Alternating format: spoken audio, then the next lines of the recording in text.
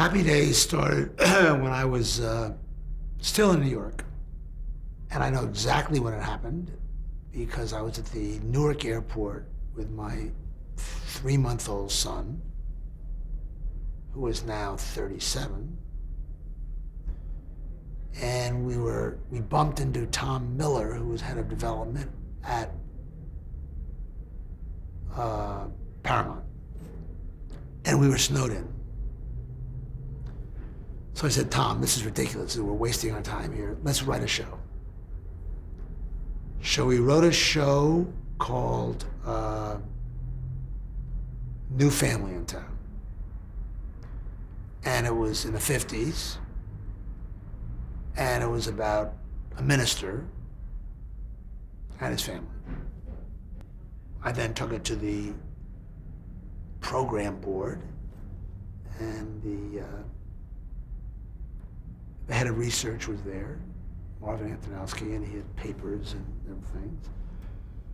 And he convinced the program board that the 50s wouldn't work. He had all this research. And I don't believe in research, basically. You know, somebody said, copying from one person is plagiarism, copying from many is research. I don't believe in research. Anyway. So I couldn't push it through. But I did convince whoever was my boss at that time, I guess it was, I can't remember whether it was Barry was going by then or whoever it was. Let's do it again. So this time I think we made a pilot. And the first pilot did not have, had Ronnie, but didn't have Henry Winkler.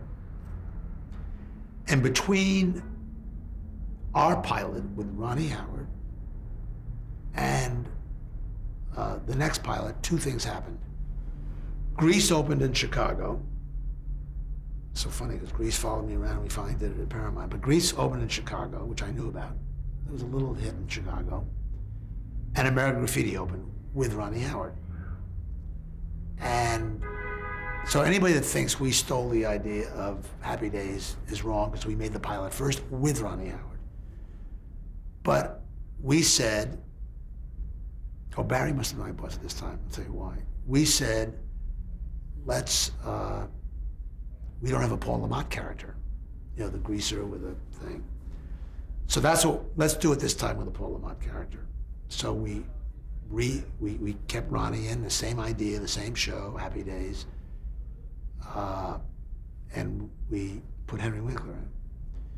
And we read a bunch of Fonzies. Barry and I drove from Century City to the Paramount lot in his orange Jaguar, or yellow Jaguar.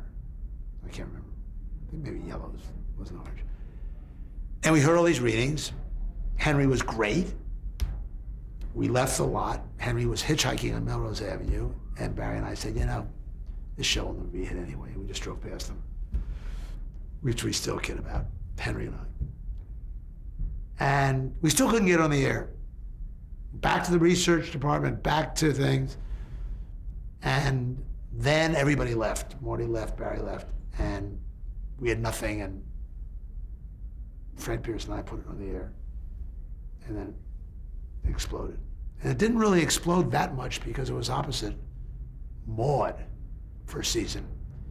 But we saw how people reacted to Henry, so we decided to take it from a 1-camera show to the second year, a 3-camera show in front of an audience. And that's when it just exploded, with the audience there and Henry there and doing the Fonz and so forth. So that was an important show.